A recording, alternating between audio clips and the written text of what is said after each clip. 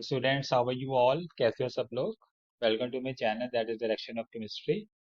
सो बच्चा, आज का जो हमारा लेक्चर है जीओसी का फोर्थ लेक्चर है, ठीक है। Request to all the students, please watch my previous lecture. जिन्होंने अभी तक नहीं वो लेक्चर्स को व्यू किया प्रॉपरली, तभी उनके लेक्चर प्रॉपरली समझ आएगा, ठीक है। जैसे हमने लास्ट लेक्चर में एक इफेक्ट किया था, लेट्स को इंडक्टिव इफेक्ट, ठीक है बच्चा, जो कि एक टेम्परेरी इफेक्ट नहीं था, परमानेंट था, और वीक इफेक्ट भी था, और डिस्टेंस पे डिपेंड करता था, ठीक है। तो इस तरह से आज हम, जैसे मैंने लास्ट लेक्चर में बताया था, आज हम क्या डिस्कस करेंगे, डिस्कस द रेजोनेंस इफेक्ट। ये भी क्या है, एक परमानेंट इफेक्ट, ठीक है। पर दोनों में छोटा सा डिफरेंस अगर हम बता देते हैं कि जो हमारा इंडक्टिव इफेक्ट था उसका बेसिक कॉज था इलेक्ट्रोनेगेटिविटी डिफरेंस, ठीक है। तो इस तरह जो ये रेजोनेंस इफेक्ट था, इसमें जो हमारे जो इलेक्ट्रॉन डिस्प्लेस होते हैं सिग्मा वाले नहीं होते, डिस्प्लेस था कौन से, पाई इलेक्ट्रॉन हमारे डिस्प्लेस होंगे। उनकी वजह वो खुद ही होंगे ड्यू टू इट सेल्फ, और उनकी वजह क्या हो सकती है डिस्प्लेसमेंट की, पी और ठीक है बच्चे, ये बात याद रखें, ठीक है। तो अब हम स्टार्ट करते हैं हाउ। पहले तो बेसिक डेफिनेशन की बात करें। डेफिनेशन में वो ये कहता है कि अ, हमारे पास एक कंपाउंड के, एक मॉलिक्यूल के काफी ज्यादा स्ट्रक्चर्स हो सकते हैं, ठीक है। बट कोई भी स्ट्रक्चर ऐसा नहीं होगा जो उसकी सारी फिजिकल एंड केमिकल प्रॉपर्टीज को एक्सप्लेन कर सके, तो हम सबका इंटरमीडिएट बनाते हैं, उसे हम कहते हैं रेजोनेंस हाइब्रिड, ठीक है बच्चा। एक से ज्यादा स्ट्रक्चर हो सकते हैं, दो से ज्यादा, और सारी प्रॉपर्टी एक्सप्लेन नहीं करेंगे। डेफिनेशन ठीक है, आपको थोड़ी सी मुश्किल लग रही होगी ना, सर क्या बोली जा रहे हैं, एक से ज्यादा बनेंगे, ये कैसे हो सकता है। तो आपको मैंने एक छोटी सी बात बता दूं, जितने भी रेजोनेटिंग स्ट्रक्चर आप बनाओगे वो सारे नहीं होते, नहीं मतलब वो हाइपोथेटिकल है बच्चा, अपने अपने व्यूज हैं, ठीक है। जैसे फर्ज करो मैं बेंजीन की बात करता हूँ, आप क्या कहते हैं, बेंजीन ऐसी दिखती है, क्या ऐसी दिखती है? ये चीज बिल्कुल ही टोटली गलत है, ठीक है। ऐसा कभी नहीं होता कि पाई इलेक्ट्रॉन क्लाउड ये ऐसे इलेक्ट्रॉन मूव कर रहे हो, ये से, ये मैं कह सकता हूँ गलत फ्लो में करने में, कह सकते इन्फॉर्मेशन दे तो रहा है, बट 50% दे रहा है भाई इन्फॉर्मेशन इमेजिन के, ये भी अपनी 50% दे रहा है।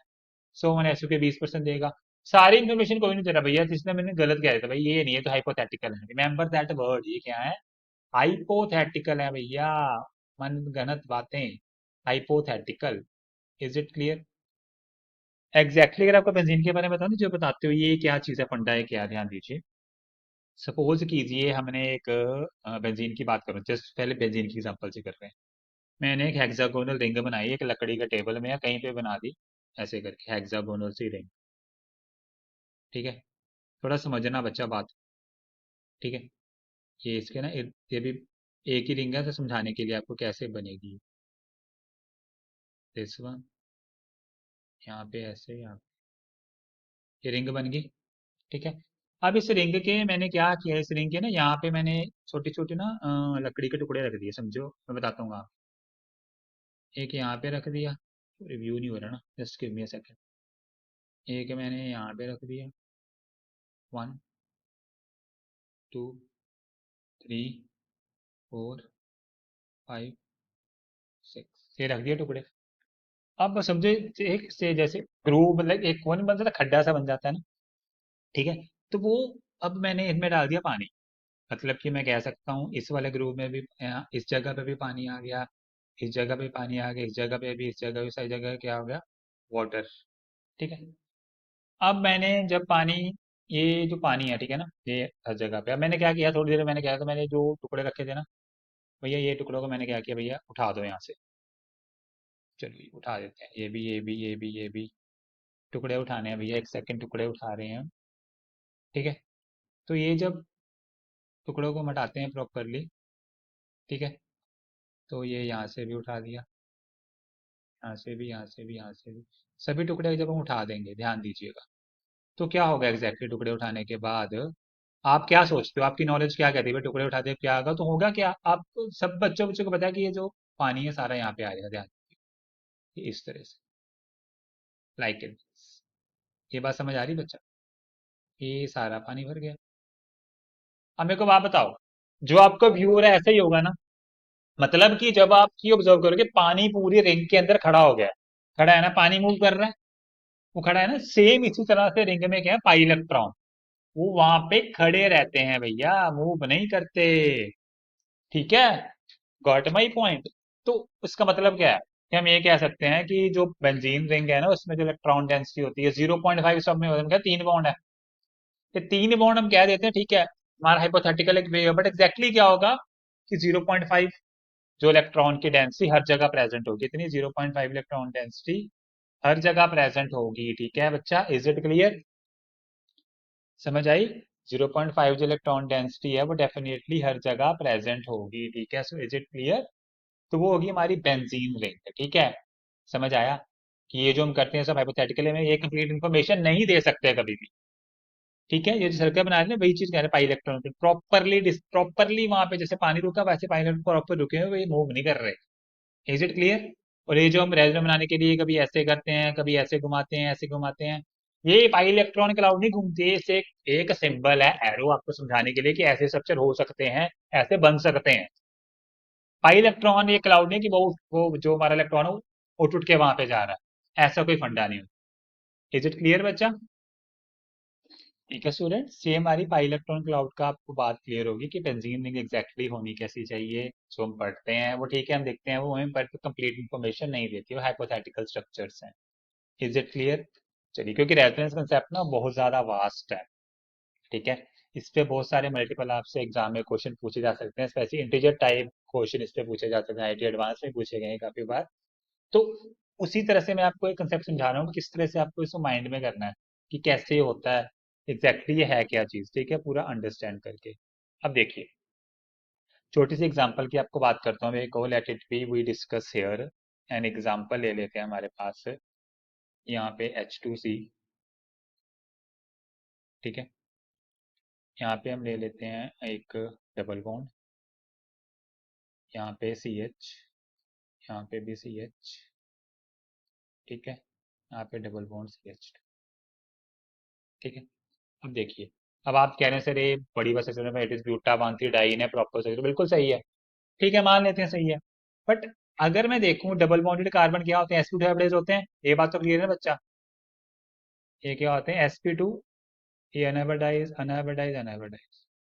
आपको दिखने में क्या लग रहा है? लेट्स सी हियर, दिखने में आपको क्या भी हो रहा है कि डबल बॉन्ड पहले 2 कार्बन में है, उधर से आखिरी 2 कार्बन में, यही दिख रहा है ना? समझ गए मेरी बात? दिखने में तो यही है ना?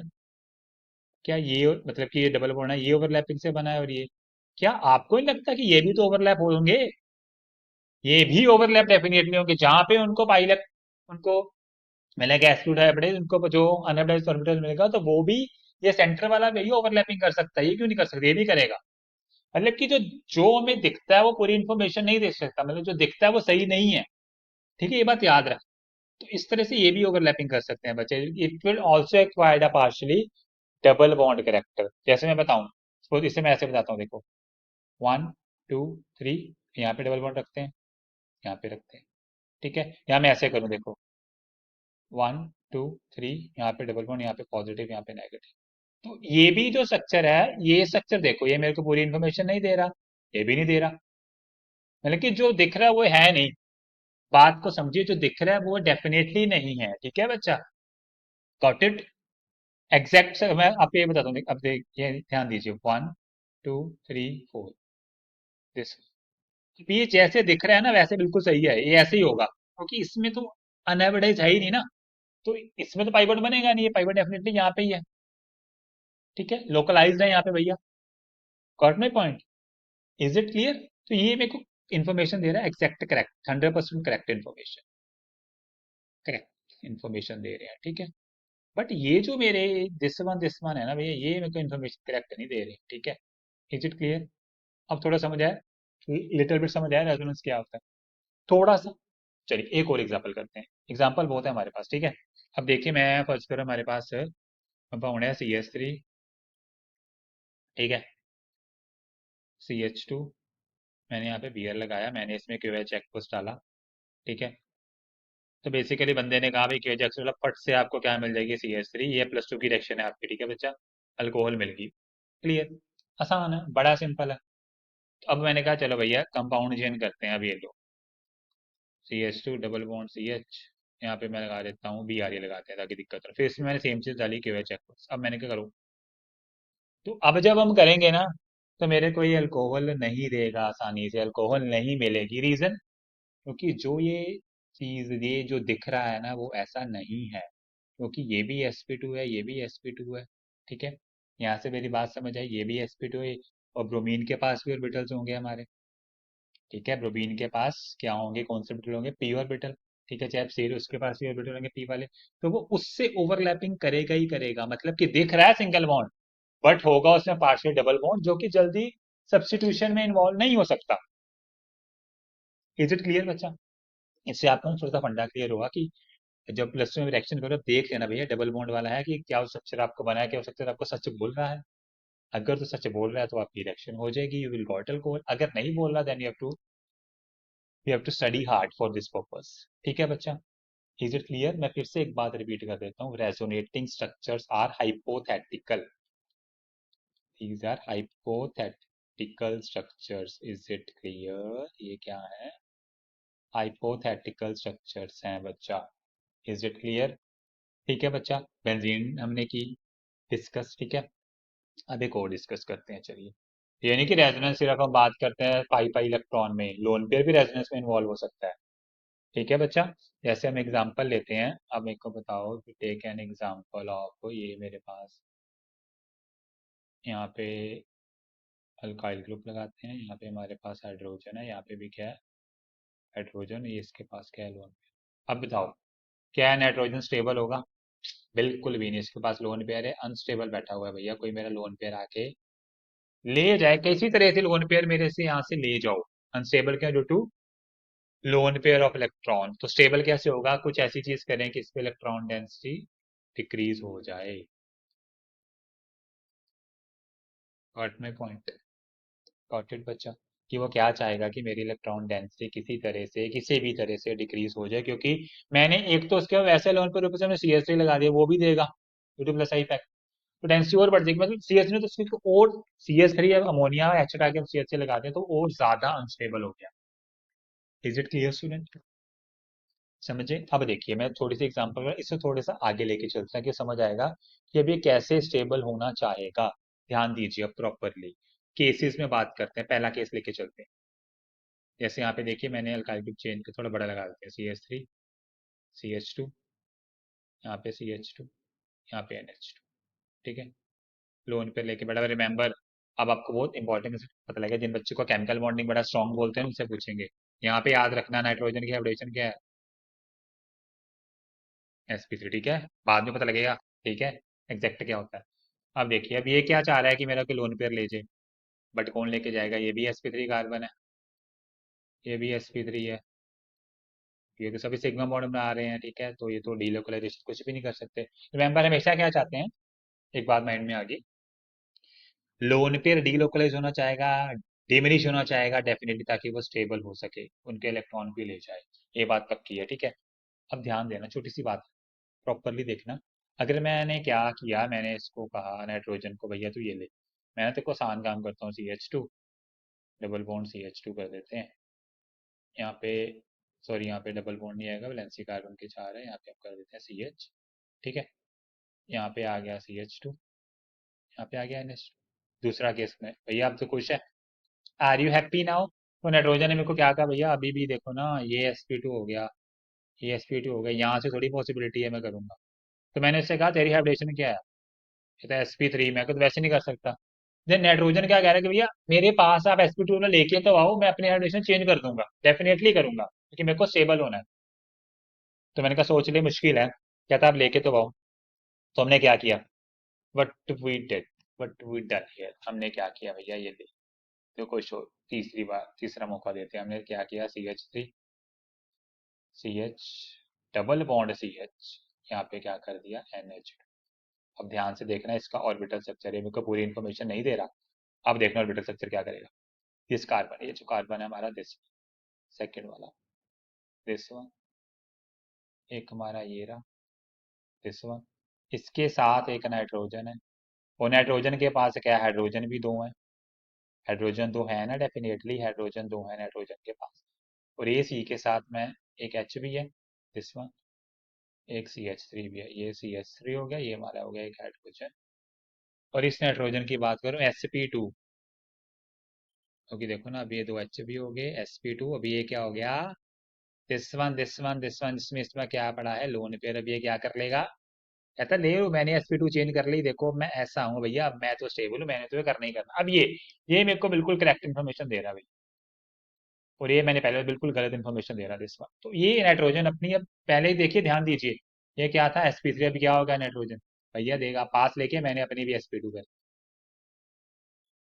तो रेनल्स की वजह से वो अपनी हैबिटेशन भी चेंज कर सकता है। अब ये क्या होगा, now it will become stable. अब ये क्या हो गया, स्टेबल। इज इट क्लियर बच्चा?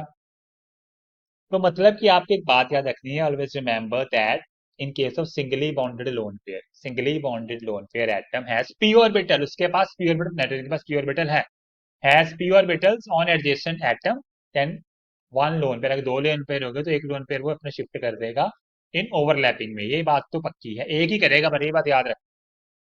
ठीक है बच्चा, वो एक ही करेगा। Is it clear? Got it? तो ये था मेरा आज का लेक्चर। मैंने रेजोनेंस की एग्जांपल सबको रेजोनेंस को समझाना चाहा कि रेजोनेंस एग्जैक्टली क्या चीज है। ठीक है, नेक्स्ट लेक्चर में और भी रेजोनेंस की एग्जांपल लेके आऊंगा, ताकि आपको रेजोनेंस का फंडा बिल्कुल प्रॉपर क्लियर हो जाए, किसी बच्चों का जीओसी से ये टॉपिक छूटे ना भैया।